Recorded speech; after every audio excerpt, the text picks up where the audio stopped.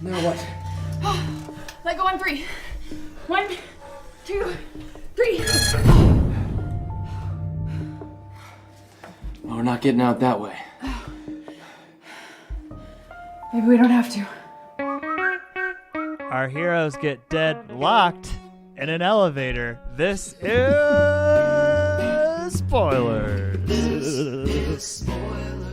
I didn't know whether to do a spoiler or not. This is such a unique episode, but hello, my name is Pappy. I'm your host tonight. You might be wondering, what is this movie? What is Deadlocked 2020? I haven't heard of it. Well, we'll explain that, but first let me explain who our other hosts are.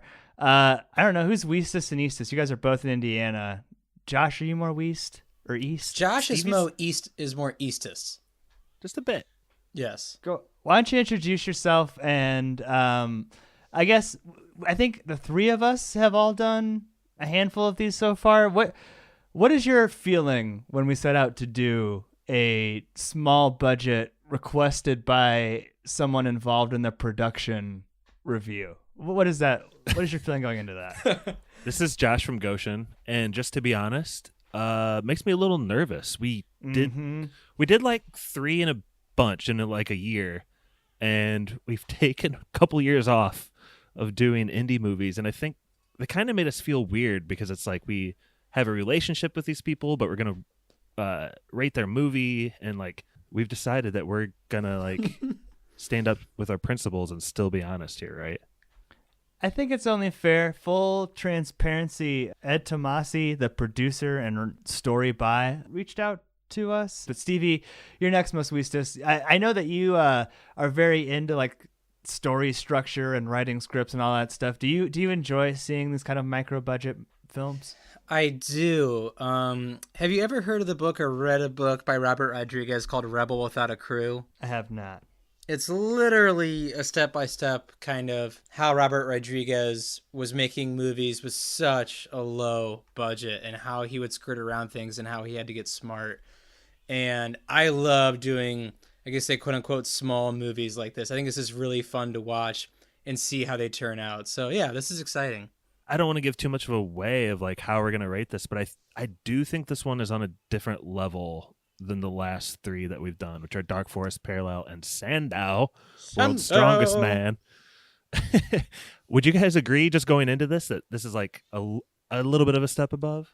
100%. Those are episodes 157, 81, and 169, and they're about to be behind the Patreon paywall. Speaking of, when Ed Tomasi reached out to us, none of us were going to see Deadlocked, let's be honest, without that encouragement, and he agreed to promote our Patreon in exchange for this review. But like we mentioned, we're going to keep our review 100% honest based on our feelings on the movie. Stevie, let's go to you first. Deadlocked, if you're going to explain it to someone, because we have an audience who might be, I would guess if you're clicking on this, we're going to see now how many people are just going to click on every episode of spoilers, who the true fans are. So someone who hasn't seen this, how would you explain Deadlocked? What are they getting into? Okay, I love log lines in movies, right? You do. So for those who don't know at home, a log line is literally, when you go to IMDb, it's literally the one sentence or 2 sentences that describe what the entire movie is about. It just encapsulates what the plot is. And movies are typically one foot in, 1 foot out. It's like, it's like Pirates of the Caribbean, and you could say it's like Pirates of the Caribbean in space, or it's like Pirates of the Caribbean meets this. The way I describe this movie, it's 2 derivatives to try to make anew, which is, this is like the late 2000s movie Quarantine. If you guys remember that movie or not. Never seen it. It's it's like a zombie movie stuck in an apartment building meets M. Night Shyamalan's Devil, which was a bottle episode in an elevator. That's how I would describe this movie. Quarantine meets Devil.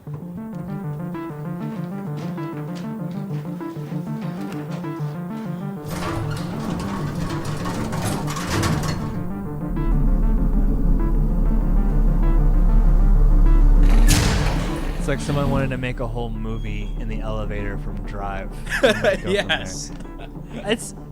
Josh, I think it really plays to the strengths though, and the constraints probably given the budget when you say that? Like, I think Ed Tomasi and Josh Bailey, like, unlike, you know, Alexander Cooper, who's a literal crazy person, like this, they understand like the scope and like what they have at their disposal, right?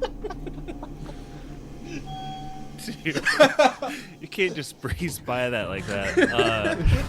Before the pod, we were talking to each other, and I think we jokingly said, like, yeah, if you have a limited budget, bottle episode is a great way to save some dollars.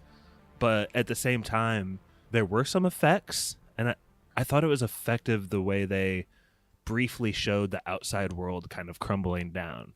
Mm-hmm. The helicopter looked like a digital effect, maybe too. Some of the action, maybe, but it was like brief enough and vague enough that it kind of like conveyed a story point. Mm-hmm. Stevie, like we mentioned, I guess like quarantine, this whole movie takes place in an apartment building. A number of different characters get caught in this elevator. I guess this is always fun. Which of the characters in the elevator most stood out to you as an actor? You know, these are all probably small actors. A lot of them don't have pictures with their IMDb profile. The one that stood out the most to me, which I think he could probably translate to more roles effectively, would be Kyle English, who played Mason. Yep, read my mind. He was the guy the cop was arresting. Mm-hmm. I just believed like every line he delivered and everything he was doing. I thought he was a tremendously effective actor. And I was just looking at him and, you know, not knocking any of the actors, actresses at all. It's just like I looked at him and I said to myself, I could see him in so many different roles. Mm-hmm. Like I believed everything he was doing.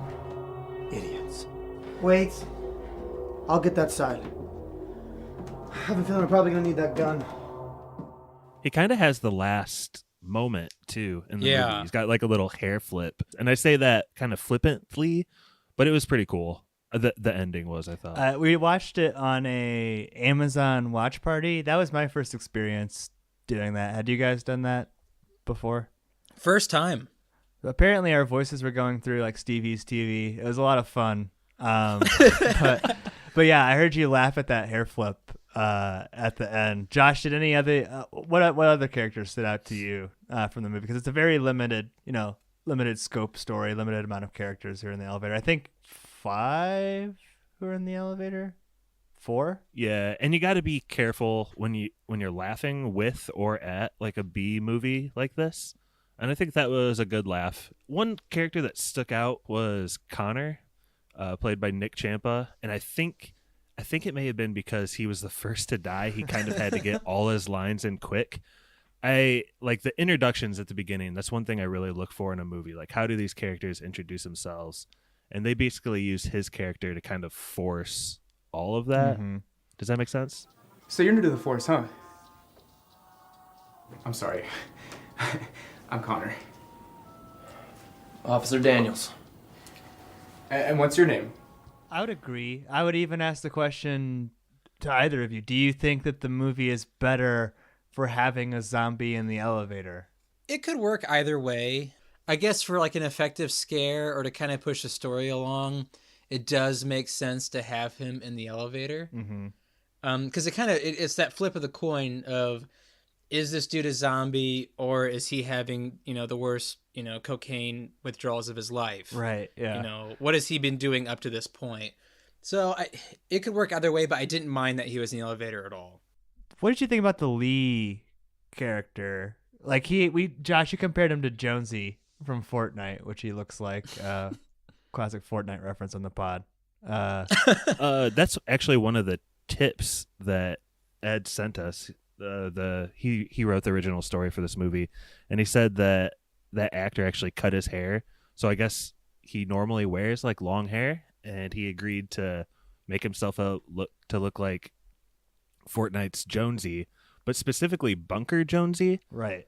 And I think that was a good call by you, Pappy, because that ends up kind of being the story, right? Like him and a small band of survivors are going to have to be roughing it out there for a while. Is that what we're to take from that like prophetic dream at the beginning? I would say to the credit of the movie, like when we've watched movies like Parallel and Sandow, we talked a lot during those movies and kind of joked and pointed out things. We started talking during this movie and then we got pretty quiet afterwards. Stevie, you said something to the effect of like you had to have like 3 opening dreams. Like there's an inception amount of like dream levels here to start the movie. I like the lighting, but I think that when we finished the movie, we're all like, what happened in the beginning? We need to go back and like rewatch that part. What did you think about the opening for Jonesy? It's not necessary. I didn't think it was necessary. I mean, I guess you could tell a story within that first dream. I didn't think we needed 3 on top of it. I don't know what your guys' take would be, but that was my feeling of it. I was a little confused. Yeah, like I said, it didn't like necessarily track towards the heart of the movie, which was the elevator. And it was kind of like he was saying in our DMs that like they went back and they had to shoot like the opening credit sequence later, which makes sense because it's kind of like inconsistently applied. There's a character called Olivia, and does she have like she's a drinking problem, right? And then like we see her pouring out the alcohol at the beginning. That's kind of her deal. Yeah, and I was going to hit on that too. I think those sequences are good and they give good information out. But at the time, like going into this as a first-time viewer, you're lost. And as I mentioned sometimes on this pod, I'm a bit of a video editor myself. But I think that's an easy trap to fall into when you're working on a project and you've seen it 1,000 times and you've sussed through the footage and you've ordered it again and again. It's, to me, the movie starts when Lee brings the perp onto the elevator, right? Mm-hmm. Like, I feel like you could have almost done like a musical intro, which the music was great, by the way. I forgot the name. The name of the dude who did the music. Let me see if I can pull that up real quick. But we've talked about this before. Like, one of the keys is like consistent sound to a movie. Yes. And like, again, David Katz did the music for this. Like, first of all, like fantastic, like real movie score. Like, I would even go as far to say this has a better score than a movie like Stigmata, which we reviewed recently, which had like fucking Gabriel Byrne in it. So really good score. And then like I didn't think like technically there was much to nitpick at all at the movie. Did you guys have anything like in terms of like sound, production value? Yeah, I think they did a pretty good job. I mentioned earlier I kind of liked and was surprised that they showed the outside world at all. I think there's a few times with the perspective in the elevator with like that little hole. So do you care if I kind of explain the elevator itself a little bit mechanically, Pat? Go for it. Yeah. Okay, so like the way they can use the elevator because they're locked in it is if one person on each side both grabs a door, pulls it open, and like somebody else takes this like flashlight and uses it as a jam in the middle. And because of that, it's very limited space, and there's only like a hole in the top to get to one floor. And so you're really nervous it's going to like slam in someone's face the whole movie. But I thought there was a couple times where I was having a hard time getting a perspective on like how big that hole was and what they had to do to like peer out of it. And like eventually in the movie, they had a couple of shots that made it click. Stevie, anything for you from a technical aspect that either was good or bad? I always look at blocking in a movie, which is kind of like how the actors are staged and the camera angles are coming from, how they work in a film. And I think the way they did that, either if it was actually like in the elevator or certain times they would have built a set, I'm not sure. But I think that was really cool to see how they were moving the camera and the different angle shots they were using within the elevator. Because, I mean, it can get boring really quick, just one space. And I didn't find myself bored at all for the longest time when it came to the elevator. So I think that was really neat. Yeah, I was never bored in the elevator. And like more like below the line stuff, I thought that the makeup was generally really good in the zombies. And I thought that the like costuming too, as it kind of like moved through the movie, Lee like eventually ends up in a white t-shirt, so he's wearing like the same thing that like Mason is wearing, right? And like Jackie I think is in a white t-shirt at some point, so they're eventually all like kind of like wearing the same uniform almost, which was cool. And they get some red on them. Exactly. Yeah. I don't know. This movie went for some, like I said, it had some like comedic moments. Like there was one where I think Mason says something to the effect of like, we don't exactly have a more qualified candidate, and it shows Connor and he's just looking like absolutely deranged in the corner. Like I laughed out loud at that. But it also goes for some like genuine feels. Like when they shoot Connor, the movie takes it like, very seriously, and it's like an earnest, sad moment. Stevie, did that work for you? I want to help you. Will you let me do that? Connor, stop, please!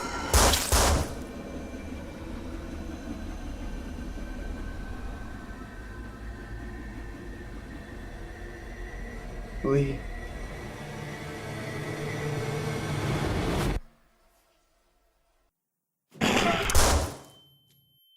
Do you guys like movies where there is no one central main character?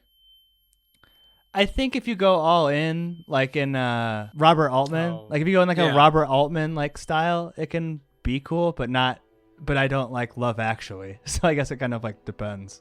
I mean, this movie hopped around a lot between, who is the main character. But like you're telling a zombie story in an elevator in an apartment complex. And I thought like for the most part, like the feels they went for actually worked. Especially with like, the teenage girl who got the voicemail from her dad. I think that stuff like that actually worked. And especially with Olivia, like not wanting to like kill her sister, even though like mentally she's still not there. So yeah, it worked. Yeah, I thought the camp stuff too, when Jackie was unpacking her bag, like that really worked for me. I don't know, I wasn't the biggest fan of like when Connor got shot. I thought that was a little bit like too much of a standstill, and like the music got a little bit like too sad for me. Yeah. Did you guys notice that the zombies had kind of a superpower where they could like appeal to human psychology at the last minute when they're about to get wasted? Yeah. Like Nick Ciampa's Connor at the beginning when he's about to get shot, he's like, "But Lee," like he turns back good, and like the sister does that to Olivia, or is that Olivia? Mm-hmm. Yeah.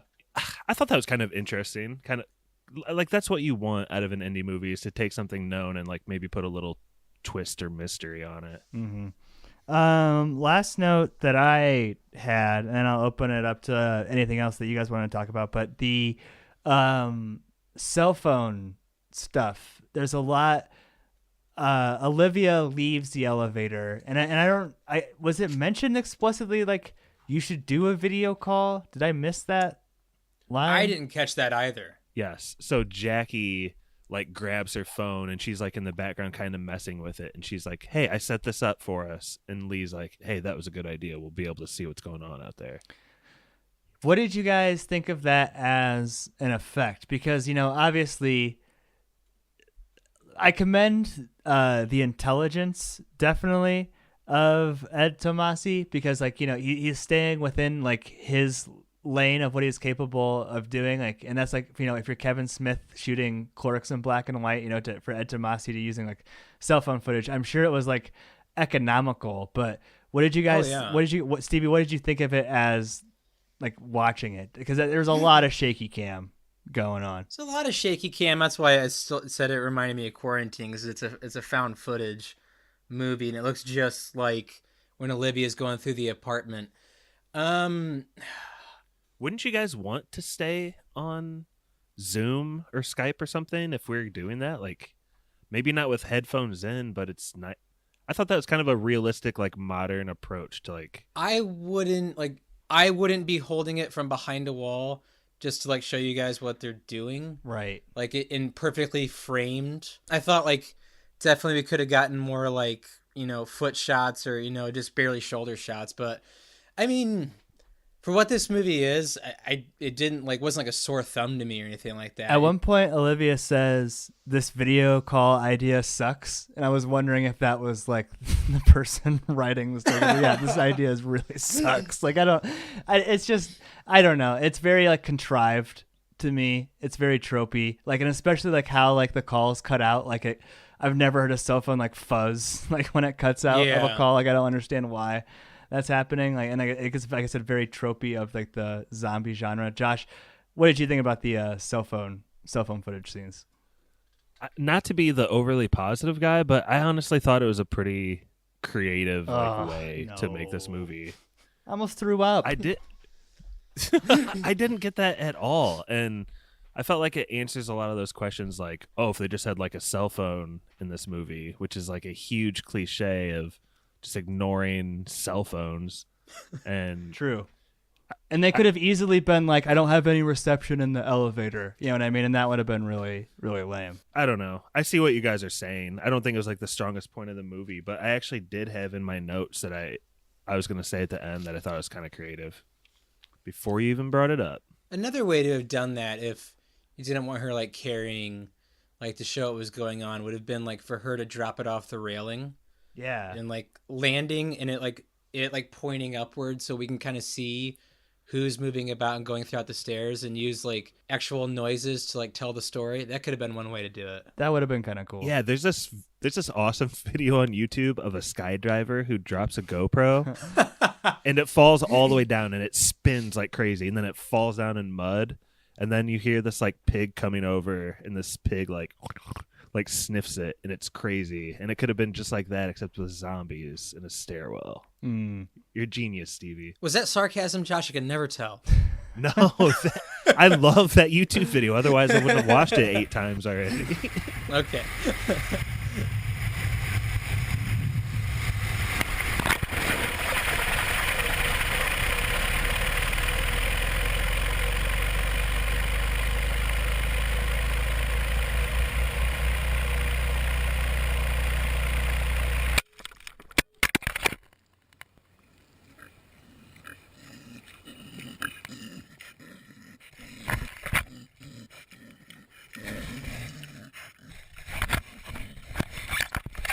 I think that's all that I had. Do you guys have anything else that you wanted to talk about? One of my notes is that it ends like the Left 4 Dead series begins, and you kind of have like 3 badass characters with weapons, but they're just like melee weapons. They need to like level up and upgrade. And like they're going out into the world to like beat some ass. And I thought that was kind of cool how it ended. But are there any other like story beats that if someone hadn't seen the movie, they might need to be caught up on? Keep me honest here. I would say the movie's like 5%, maybe less, like 3% those intros, right? We're getting the characters into the elevator. Then for 40% of the movie, it's the drama of, you know, what's going on the outside. We're hearing noises. Connor's deteriorating. Maybe even like 60%, 70% of the movie. And like the last 30%, I think the movie does a really good job of falling on itself, where they go up to the top floor of Olivia's apartment. Like the main sort of conflict is it's her sister, right? Not her lover. Okay. Her sister is still there, and they really want to be able to save the sister. They don't save the sister in time, but there's like this really great moment where they have to like go back in to the elevator, and like especially the look on Kyle English's Mason's face, like when they're like, fuck, do we really have to go back into that elevator? It's like so great. And so then like you said, yeah, it's going back down a little bit and then out into the world. And yeah, when the elevator stops on the way down, I love that. I thought that was a great bit. Like, oh no, are we really gonna be fucking stuck here again? Was there any language in this movie? I don't think there was any cursing at all. I can't think of any. And it seems like I'd be cursing up a bloody storm in there. It's scary. Just violence? Yeah, this could play on TV almost, on AMC or premium cable. Stevie, do you have anything else you want to talk about? Any other notes? The one note I had was every character was a reliable narrator, which kind of bothers me in movies. Where every character, like the cop is going to be like a completely honest guy. You know what I mean? Like stuff like that kind of bothers me. But other than that, I really enjoyed this movie. It was pretty fun to watch. You never knew what was happening next. It was a fun watch, and I texted Pap on the side about 10 minutes in. I was like, I dig this movie. I was never bored, and the worst thing you can do is kind of, you know, lead your audience to, you know, when the audience is guessing what's going to happen, you've done something wrong. And I was like never truly like knowing what was going to happen. So that was fun. Mm-hmm. Yeah. I think I have a pretty good Stevie question. Ooh. Hit it. Okay. We kind of start off the whole elevator stuff with Lee bringing Mason in cuffs. Mm-hmm. What did Mason do? Great question. Why is he a perp?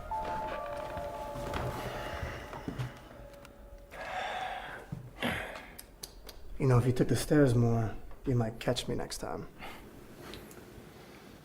I don't know if you're aware of this, but you're in handcuffs right now, buddy. Yeah, but that's not because you caught me. Nah, you wouldn't have stood a chance if that freak didn't snitch on me. You mean the elderly citizen who restrained you? Well, I didn't want to hurt him. Right.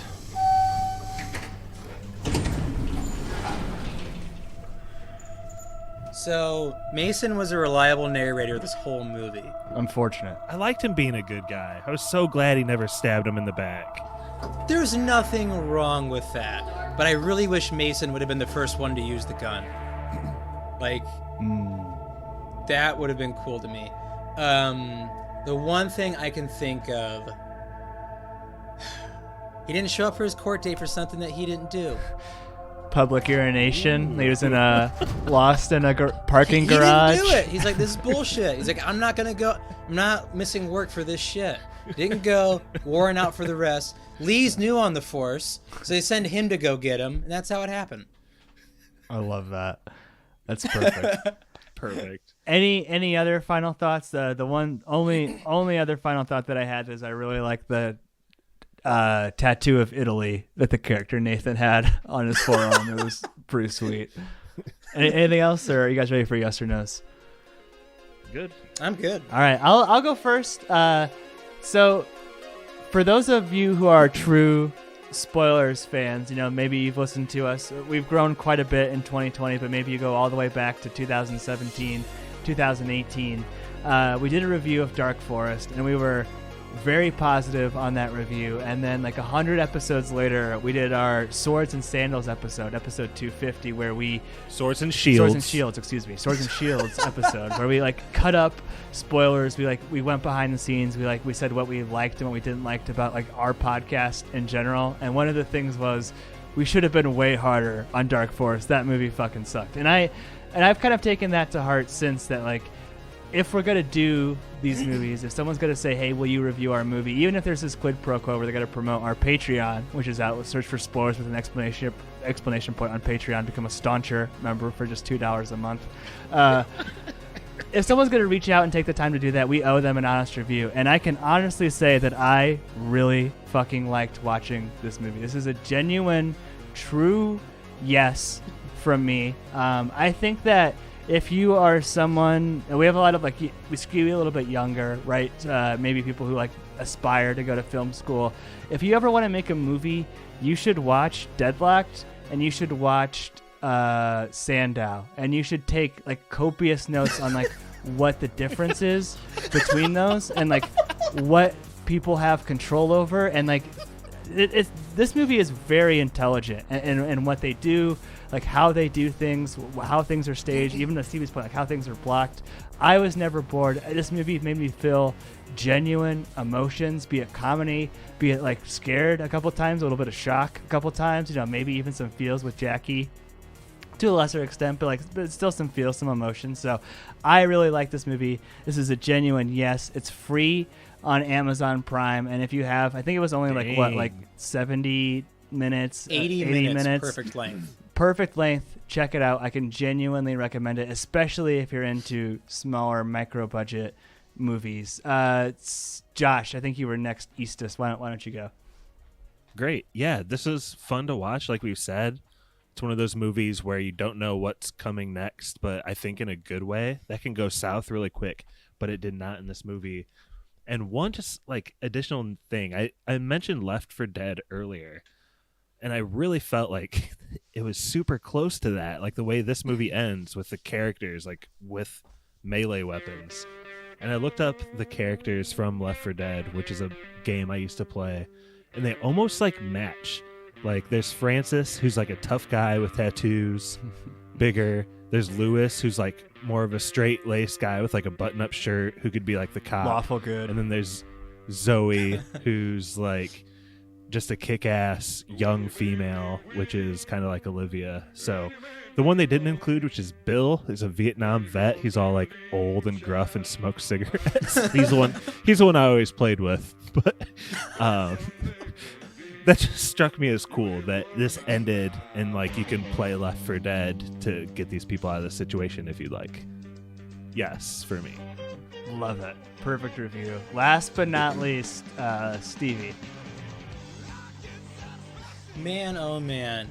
I'd say don't judge a book by its cover, because, you know, if you're telling me, hey, we're gonna watch a zombie movie that takes place in an apartment complex with visibly unknown actors, and you're gonna tell me like it's gonna work, I would have laughed at it. But this movie worked. I genuinely enjoyed watching this movie, seeing like how it unfolded. And just, for half this movie being just a bottle episode, and I was never bored, is kind of a testament to how this movie was made and written. So, definite yes for me. I really like this movie, and would recommend it to anybody that ever wants to make a movie, or just loves the art of making it. This is a really cool movie. That's 3 yeses. That means if you're new to this podcast, if Deadlocked is your first exposure to spoilers, that means it's preserved. Elite class of movies. Few movies we've reviewed have been preserved. So kudos to Deadlocked for achieving that. And yeah, thank you, Ed Tomasi, for suggesting this. If you are working on a project, full disclosure, we don't do every movie that people send to us who ask us to do movies, but we'll check it out and we might do it. So definitely check those out. Or send us links to your projects if you want us to potentially review them. How can they guarantee that we'll do it?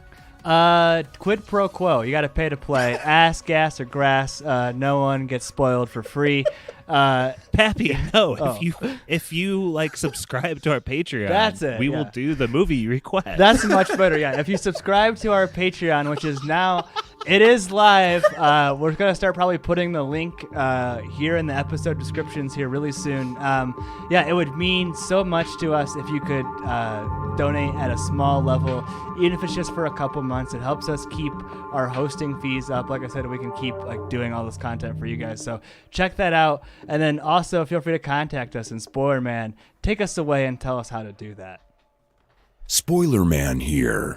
Our email is podcastspoilers@gmail.com. Now you can check us out on Spotify, YouTube, Stitcher, Apple, and Google Podcasts.